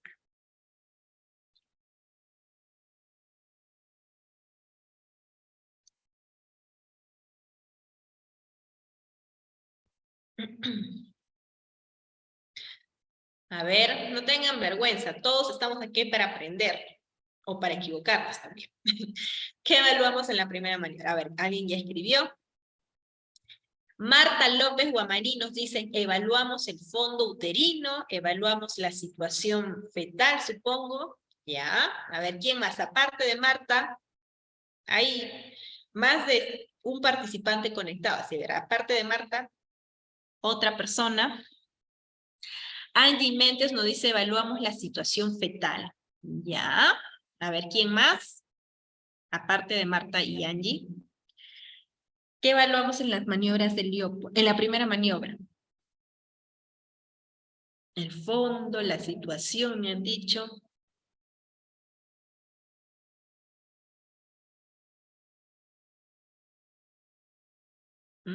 Ya. A ver, creo que son tímidos los demás. Ya. Lo que evaluamos en la primera maniobra de Leopold es el fondo uterino. Evaluamos a nivel del fondo uterino, ¿no? ¿En qué situación se encuentra el feto? ¿No? Que en este caso nosotros hablamos de que está en una situación, a ver, ¿alguien más creo que lo escribió? El polo que ocupa el fondo uterino. Ya, muy bien, Marta. Muchas gracias. Evaluamos el fondo uterino, como ya mencionamos, y en qué situación se encuentra, como nos dijo Ana. Si está en una situación longitudinal, si está en una situación transversa, ¿no? Y determinamos también en esta primera maniobra cuál es el polo cefálico que está en el fondo uterino. Como bien dijimos al inicio, siempre el feto, su parte del cuerpo más voluminosa, ¿no? Que entre la cabeza y las nalgas, lo que es más voluminoso son las nalgas, obviamente, ¿no? Lo ubica en donde hay más espacio, donde hay más cantidad, donde se concentra más lo que es el líquido amniótico, que es a nivel del fondo uterino. Entonces, determinamos en esta maniobra qué polo es el que ocupa. Si es un polo cefálico, si está si es una presentación pelviana, una presentación podálica, ¿cierto? Muy bien, entonces esto evaluamos en la primera maniobra de Leopold. ¿Qué evaluamos en la segunda maniobra de Leopold? En la segunda maniobra de Leopold, como vemos acá, las manos del examinador, ambas manos, tanto la izquierda como la derecha, están a los lados del vientre de la paciente. Evaluamos los flancos maternos de la gestante, ¿no? ¿Y qué determinamos o qué identificamos palpando los flancos maternos de la madre? ¿En qué posición está el feto? Como bien dijimos, la posición que es más compacta, más homogénea, más dura, ¿no? Es la posición en donde se encuentra el dorso o la espalda del feto, que puede ser o bien izquierda o bien derecha. Y en la otra parte vamos a encontrar pequeñas partes irregulares, ¿no? Distribuidas en diferentes partes, que son lo que son las extremidades inferiores, que vendrían a ser las piernas y los pies del feto, ¿no? Esto evaluamos en la segunda maniobra, en la posición, así es, ¿no? Esto evaluamos en la segunda maniobra de Leopold. ¿Y qué evaluamos en la tercera maniobra? En la tercera maniobra nosotros vamos a evaluar lo que es el descenso, el encaje. ¿Qué es lo que evaluamos en la tercera maniobra? No, en la cuarta es el descenso y encaje. Y en la tercera es la presentación fetal, la confirmación de la presentación fetal. Es decir, lo que tú evaluaste en la primera, lo confirmas con tu tercera maniobra de Leopold. ¿Y cómo evalúo la confirmación de la presentación fetal? Los dedos del examinador te colocas en forma de C, ¿no? Así básicamente, por encima de la sínfisis del pubis, para poder confirmar la presentación. Como bien saben, cuando es un polo cefálico, o la presentación es cefálica, perdón, está el signo del peloteo, ¿no? El signo característico, ¿no? Porque cuando yo evalúo así con mis manos, de esta manera, voy a sentir que la cabeza, ¿no? Hay un signo de peloteo, es movible, no es fija. Sin embargo, cuando es una presentación pelviana o una presentación podálica, no vamos a encontrar este signo del peloteo, esta parte movible, al contrario, va a ser una parte fija, una parte dura, ¿no? Que no va a ser movible. Así es, muy bien, Marta, muy bien. Ya, entonces, eso es lo que generalmente nosotros evaluamos en la tercera maniobra. Y en la cuarta, como les mencioné, determinamos el grado de descenso del feto. ¿Cómo determinamos el grado del descenso del feto? No, el examinador se coloca enfrente de la paciente, ¿no? Y con ambas manos va a hacer presión, ¿no? En el abdomen de la mujer, por encima de la sínfisis del pubis, para poder determinar si ese bebé es básicamente encaja en el método de los quintos, así es, encaja en la pelvis de la paciente, o el método de los quintos, como dice Marta, ¿no? Esos parámetros son los que nosotros evaluamos en la cuarta maniobra de Leopold, ¿sí? Entonces, eso es como un paréntesis a esta clase, ¿no? Si bien es cierto, no es algo que profundicemos en lo que es en la atención de parto, pero sí es parte de la evaluación, porque toda paciente que nosotros evaluamos no vamos a atender directamente el parto, tenemos que hacer una evaluación obstétrica previa a ello, ¿no? Y en parte de esa evaluación obstétrica es evaluar maniobras de Leopold, es hacer tacto vaginal, control dinámica, funciones vitales, etcétera, etcétera, etcétera, ¿no? Que yo creo que ya ustedes se lo deben saber de memoria. Muy bien. Entonces, pasamos a la siguiente diapositiva. Y vamos a entrar a la parte de lo que es la pelvimetría. ¿Sí? La pelvimetría, como les mencioné, también fue uno de los puntos que nosotros evaluamos en toda paciente que está en trabajo de parto. No a todas, ¿no? No a todas, porque obviamente eso lo realizamos en pacientes que son primerizas, que nunca han tenido hijos, nunca han dado a luz, ¿no? Y queremos saber cómo está esa pelvis, si es una pelvis apta, es un canal vaginal amplio, como para que pueda salir un bebé ahí, dependiendo del peso del feto, obviamente, y dependiendo de la biometría del feto, que son puntos característicos que nosotros tenemos que tener en cuenta. Lo recomendable, ¿no? Y según la normativa, como ustedes saben, la norma técnica de salud sexual y reproductiva, nosotros tenemos que realizar este tipo de examen, que es la pelvimetría, en las atenciones prenatales de nuestras pacientes, ¿no? No lo vamos a hacer cuando ya está en trabajo de parto. Lo realizamos en las atenciones prenatales cuando la paciente tiene una edad gestacional de 35 semanas de embarazo, ¿no? Más, como le digo, esto se realiza generalmente a las primerizas para poder saber si son estrechas o a las pacientes que tienen talla corta. Si yo tengo una paciente, perdón, que tiene una talla corta de 1,40 m, es bajita, ¿no? Tal vez esa paciente posiblemente, porque le digo, no necesariamente todas las que tengan talla corta son estrechas, posiblemente tenga una presente estrechez pélvica y que ese parto te va a terminar en una cesárea y que siempre todos sus partos, cada vez que sale embarazada, va a terminar en cesárea, ¿no?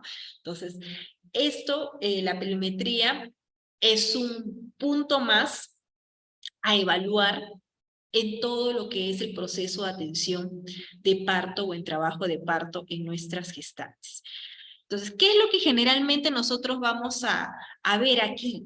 Como vemos, la pelvis tiene 3 tipos de estrecho: el estrecho superior, el estrecho medio y el estrecho inferior.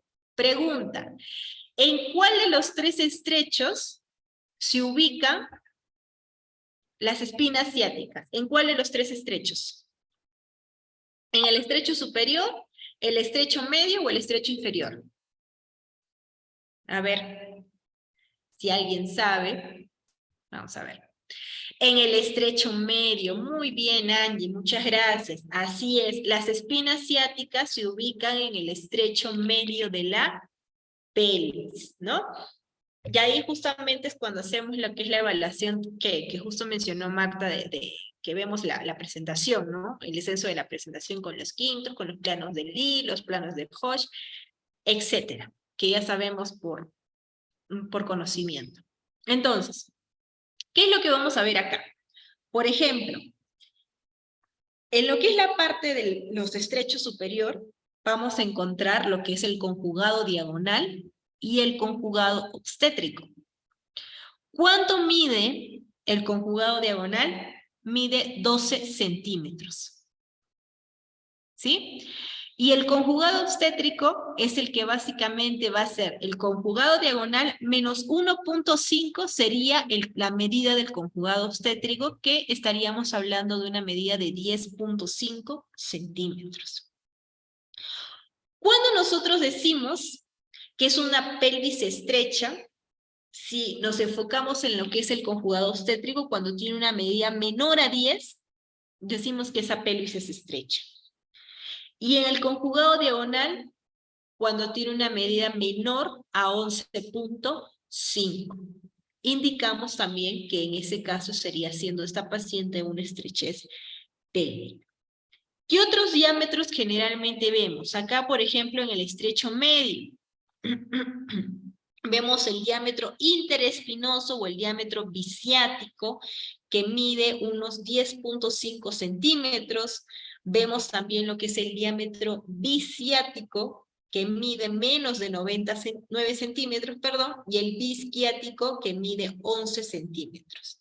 Ahora, nosotros, básicamente, con el conjugado diagonal, es el que por anatomía se encuentra por por debajo de la pelvis hacia el promontorio. Por eso lo que nosotros, primero cuando hacemos tacto para poder determinar si es o no es estrecha esta paciente, es saber si logras tocar o no logras tocar el promontorio, ¿ya? Y el conjugado anatómico también es importante, pero con mayor razón es el conjugado obstétrico, ¿no?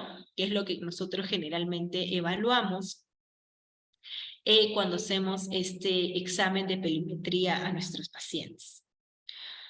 Aquí también están los diámetros del estrecho inferior, el subcoxis, el subpubis, el diámetro bisquiático. Bueno, y esto más que todo es para un recordatorio, porque yo creo que ya todos los que estamos presentes ya lo sabemos, ¿no? Muy bien, seguimos avanzando. Aquí también, bueno, continuando con la parte de la pelvimetría, está más desarrollado, está más detallado, los diámetros antero-posterior, el diámetro transverso, el diámetro oblicuo, el diámetro interespinoso. Aquí está de la sínfisis del pubis al sacro, el conjugado verdadero, el conjugado obstétrico, que ¿cuánto dijimos que medía? 10.5. El conjugado diagonal, el promontorio. ¿Cuál es la primera vértebra del sacro que generalmente tocamos? El promontorio, ¿ya? Esa es la primera vértebra del sacro. Las espinas ciáticas, el ligamento sacrotuberoso, encontramos por acá, el ligamento sacroespinoso, el agujero ciático, etcétera, ¿no? Eso es un poco de anatomía para poder hacer como un refrescamiento de la memoria. Ya, a ver un ratito.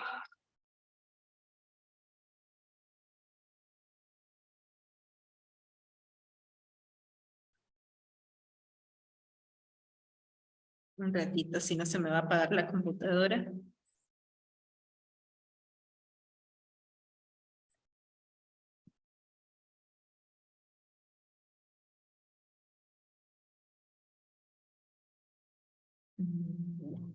Muy bien, disculpen, seguimos. Entonces, prácticamente hasta aquí ya hemos visto parte de lo que nosotros evaluamos como profesional de salud en una paciente con trabajo de parto, ¿no? La pelvimetría, las maniobras de Leopold, lo que es el tacto de evaluación obstétrica, que consiste en realizar el tacto vaginal a la paciente para saber en qué presentación, posición, situación, así mismo como la variedad de presentación que tiene ese feto. Todos esos puntos hemos tocado en las diapositivas anteriores.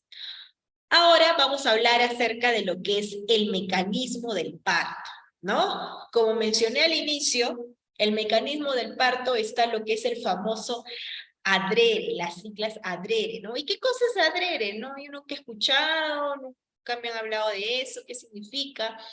El ADRERE son las siglas de todos los movimientos cardinales que realiza el feto para poder nacer o para poder ser expulsado, como dice acá.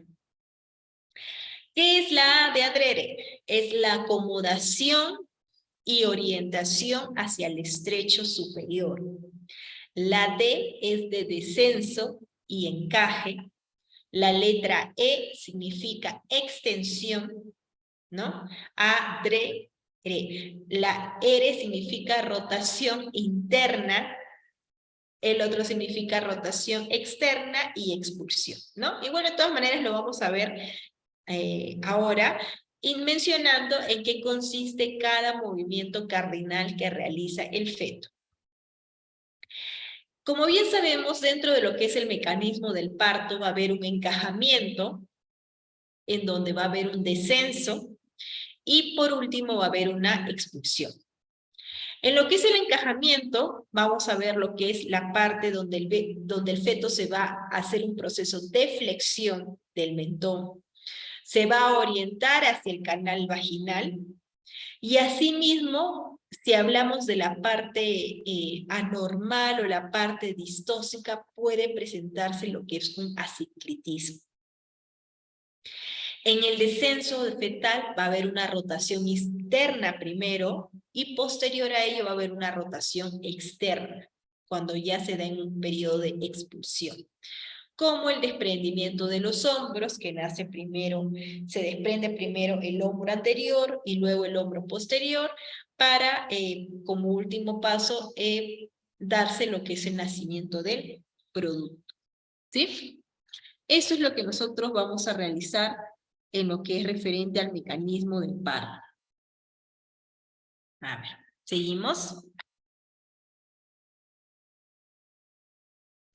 Ya, entonces, en el mecanismo del trabajo de parto, nosotros vamos a ver 3 diferentes tipos de mecanismos.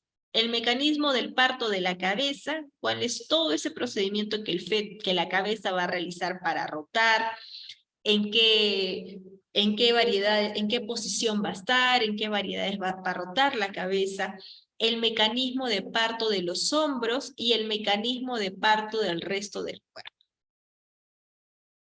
Empezamos. El primer mecanismo de atención de parto es la acomodación y orientación hacia el estrecho superior, como estamos viendo aquí en la imagen. Si bien es cierto, el diámetro biparietal, ¿no? Que es el diámetro biparietal, que es lo que nosotros, lo que se mide por ecografía, por ejemplo, va a pasar por el canal del parto. El diámetro biparietal, generalmente, ¿cuánto es lo que mide? 9.5 centímetros, es la medida que es la misma medida del diámetro bitrocantéreo, que es el de la cadera, ¿no? Ambos tienen la misma medida, por eso justo en un ejemplo les mencioné que el diámetro más grande es el de los hombros, ¿sí? Entonces, como estamos viendo acá, el diámetro biparietal es el que se va a mostrar hacia el canal de parto y se va a acomodar hacia el estrecho superior. Ese es el primer mecanismo del parto. En el encajamiento, aquí vamos a ver 2 tipos de procesos, vamos a llamarlo así. Uno es el asinclitismo y el otro es el sinclitismo, porque va a haber un encajamiento, un descenso y por último una flexión. ¿Qué cosa es el sinclitismo? Ustedes se preguntarán. El sinclitismo va a consistir en el descenso de la cabeza fetal por el estrecho superior de la pelvis. ¿Sí? A ver, para que sea un poquito más didáctico, vamos a dibujar nuevamente por acá. Dibujar, ya. Vamos a dibujar por acá. Vamos a poner aquí que esto es el canal de parto, más o menos así. ¿Ya? Entonces, acá, por esta parte de acá, está el pubis, o la sínfisis púbica. Y por esta parte de acá, que es en la parte posterior o en la parte de atrás, que es así, vamos a ponerle líneas. Ya. Este es el sacro. ¿Cuál es la primera vértebra del sacro? El promontorio, ¿correcto? Promontorio. Ya, ahí nomás. Entonces, esta parte de acá, como vemos, de la cabeza, es la sutura sagital, como habíamos mencionado, ¿no? La sutura sagital. Entonces, tanto la parte del pubis como del sacro están de forma equidistante, ¿no? Es decir, de forma paralela. Entonces, cuando la cabeza del feto baja de forma paralela o a la par, como se dice, entre la sínfisis púbica y lo que es el sacro, que baja de forma simétrica entre el pubis y el promontorio, que es la primera vértebra del sacro, se dice que está haciendo un proceso de sinclitismo. Sinclitismo. Ay, sí que soy bien mal escribiendo. Ya, vamos a poner acá, sinclitismo. Ahí nomás, ¿ya? Entonces, nuevamente repito. Esta es la cabeza del feto, ¿sí? Acá, esta parte de acá, está la sínfisis púbica. En esa otra parte de acá, que es en la parte posterior o la parte de atrás, tenemos al sacro, a la primera vértebra sacra, que es el promontorio, y esto es la sutura sagital, que es nuestro punto guía también. Entonces, cuando el feto va, una vez que encaja, en pelvis, y va a descender, como dice acá, va a descender, tanto la parte del pubis como el promontorio va a descender de forma simétrica entre la sínfisis púbica y el promontorio, la cabeza fetal, de forma paralela. Cuando sucede esto, a esto se le llama sinclitismo. ¿Y qué es lo anormal? Esto es lo normal, ojo, ¿ah? Esto es lo normal en el canal de parto, lo normal. ¿Y qué es lo anormal? Ok, borrador. Pues acá vamos a borrar.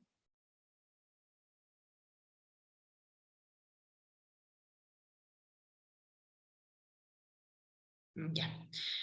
Vamos a volver a dibujar. ¿Cómo es esto?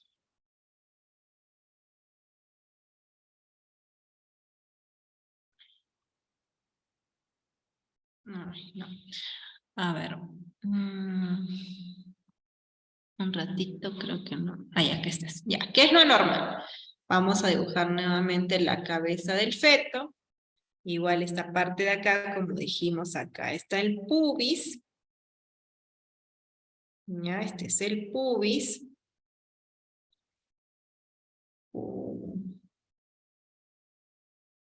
Ya, pubis, así nomás, ¿ya?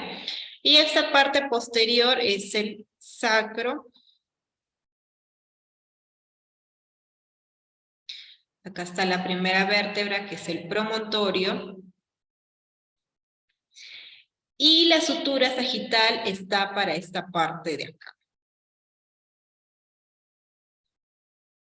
¿Ya? Entonces, para acá está la sutura sagital. Entonces, si acá está el pubis, y acá está el promontorio, que es la primera vértebra del sacro, cuando la cabeza del feto va descendiendo, ya no va a estar de forma simétrica. Ya no van a bajar a la vez porque la sutura sagital ya no va a estar en la parte central como estaba en lo que es el sinclitismo. ¿Recuerdan? Que había indicado que cuando bajan a la par o de forma paralela, así es un asinclitismo, ¿no? Cuando bajan cuando no bajan de forma simétrica, ¿no? Y esta sutura sagital está más cerca a lo que es el promontorio, indicamos que es un asinclitismo. Un asinclitismo, como nos dijo H. Asinclitismo. Ya, ahí nomás, ¿ya? Un asinclitismo. Entonces, acá está nuestra manito, ¿no? Vamos a poner así nuestra manito, que es lo que nosotros examinamos. Y esta es la cabeza del feto. Entonces, cuando nosotros, por ejemplo, vamos a diferenciar si es un asinclitismo anterior o es un asinclitismo posterior, ¿de qué es lo que va a depender? Si esa es la sutura sagital, ¿cómo se llama este hueso? Es el hueso parietal, son los parietales. Entonces, ¿este será el parietal anterior o posterior? Este es el parietal anterior. Anterior. Qué pésima soy. Ya, y este es el parietal posterior.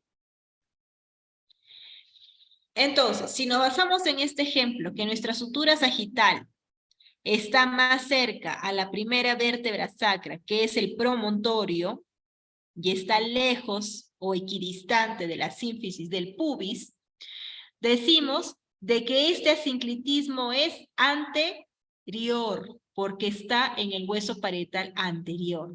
Ahora, si el asinclitismo estuviera más cerca a la sínfisis del pubis, perdón, la sutura sagital, y lejos de la primera vértebra sacra, sería un asinclitismo posterior, ¿ya? Entonces, eso del asinclitismo, ¿es normal? ¿No es normal? No, es algo distóxico, el asinclitismo. Lo que es eutóxico, que es normal, es lo que mencionamos, que es el sinclitismo, cuando el feto, la sutura sagital del feto, conforme va realizando el descenso, está bajando de forma simétrica lo que es a nivel de la sínfisis del pubis y del promontorio, de forma paralela. Cuando no baja o no desciende de forma simétrica, de forma paralela, estamos hablando de un asinclitismo, ¿ya? Entonces, esa es la diferencia que justamente nosotros vamos a determinar o que se pueda presentar en este segundo mecanismo de parto, que es el encajamiento. Muy bien, vamos a borrar.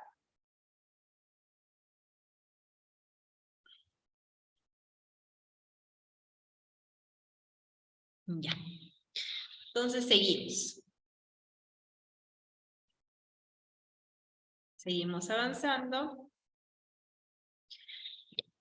¿Cuál es el tercer mecanismo de parto? Ya vimos lo que es la acomodación y la orientación al estrecho superior. Hemos visto lo que es la parte del encaje, del descenso del feto. Ahora, hay que recalcar también que en el caso del descenso del feto, vamos a retroceder. En el caso del descenso del feto, hacemos una diferencia entre las multíparas y las nulíparas. Las nulíparas, es decir, las que debutan en el parto, ¿no? Generalmente el descenso se va a dar antes del inicio del parto.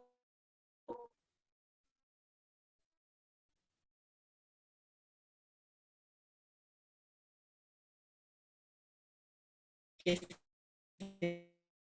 puede presentar